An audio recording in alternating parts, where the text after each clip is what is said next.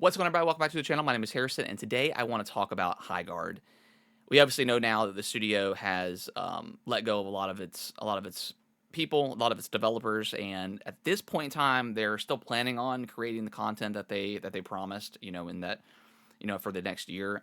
But in my opinion, I just don't see this studio being around too much longer. I don't think Highguard as a game is going to be uh, available to play for too much longer. I hate saying that, but I mean we've seen so many other games come and go. I mean Concord was the big one, the last big one. That literally was out for 2 weeks and then they shut it down completely, and shut down the studio, which is crazy. I think PlayStation has hopefully learned their lessons on trying to make free to play and live service games. And we can have another conversation about whether or not live service games and free to play games have ruined the games industry or is ruining the games industry, because a lot of developers and publishers are, you know, trying to, throwing, something at the glass and just hoping something sticks, and creating a whole new studio with hundreds of people for a game that you just don't know is going to make it or not is it's kind of it's a huge risk, and more often than not it doesn't work out. But that's besides the point.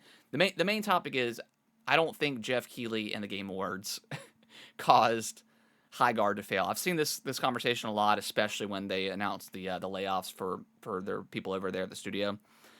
I don't think Jeff Jeff wanted this game to succeed. Obviously, like he has no ties into the company, right? He just saw this game, played it, and was like, "Man, this is a really cool idea.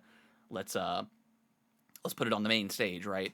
And I think doing that caused like a bad perception of the game, because at the Game Awards we're expecting all these awesome announcements, and to end the Game Awards with a free to play hero shooter game, I think rubbed a lot of people the wrong way.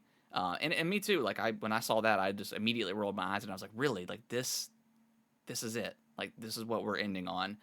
And then like the studio's Twitter was like radio silent literally until the day of release, and they dropped like the overview trailer. Like Jeff was the only person marketing this game, and like everybody in the comments was saying, "Hey, do the developers know that this game is coming out?" Because it was very strange. And I think when they decided to go with Jeff and put their game, as the closer, I think they should have just adjusted their marketing, because they said beforehand that they just planned on shadow dropping this game. There was no going to be no marketing, and they got the one trailer with the Game Awards, and then it was very much that it was no marketing at all. And I just think they should have adjusted their strategy with this game.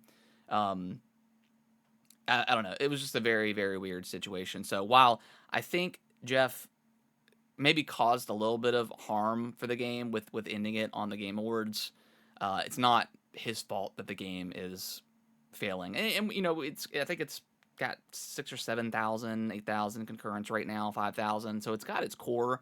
Obviously, it peaked at 97,000 on Steam, and I just don't think that game would have gotten that much viewership or playtime if it wasn't for the Game Awards and Jeff like helping the marketing out for that game, because they got a lot of eyes on it and a lot of people tried it. But I think at the end of the day, I played it as well. It wasn't for me. I didn't really care for it. These free to play games, I just think they when they launch, they have to have a ton of content in there, a ton of different modes and maps and stuff like that. And so often they just don't do that. They have this roadmap that they show you that, hey, this is the stuff to come. But for the people that are, it's so important to immediately grab a gamer these days. There's so many other games to play. Like how many times, like I know they said they didn't want to be that go-to game. They wanted to be that, oh, when you're not playing Fortnite, or Valorant or whatever, like come over here and play in our game for a little bit. Which I don't think that's the mindset. I think like if you're a studio, like you want the gamers' full attention on your only multiplayer game, and you have to make some really cool content and stuff like that to keep people engaged. And again, they just didn't have a ton at launch. I thought the overall the concept of Highguard is cool, but having no enemies like PVE or anything like that in the game, like while you're out raiding, it just felt like, I don't know, it just felt like it just felt boring. And I think, and again, why I don't think Jeff caused this game to fail.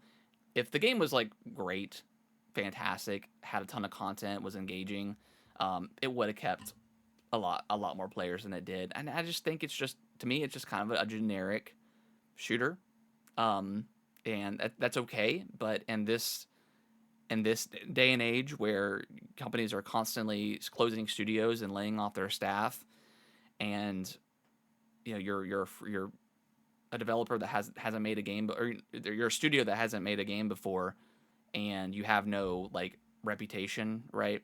I know there was some people at that studio that came from, I think, EA, maybe from Titanfall and other games. So they have some of that reputation, but it wasn't enough for this type of game. So yeah, it's a shame that the game is failing. Again, it's another Concord situation. We've seen so many other free to play games fail over the years. So like I said, I don't see this game being up for too much longer. And it is a shame, but yeah, it wasn't Jeff's fault that the game failed. I think he tried his best to get people's eyes on it, and I think he did that job. Whether or not he damaged it a little bit with ending it on the show, and it pissed a lot of people off. That was probably the case as well. But yeah, let me know in the comments below what you guys think. Do you guys agree, disagree? And are you playing Highguard? Are you still playing? Are you one of the 5,000 people right now playing the game?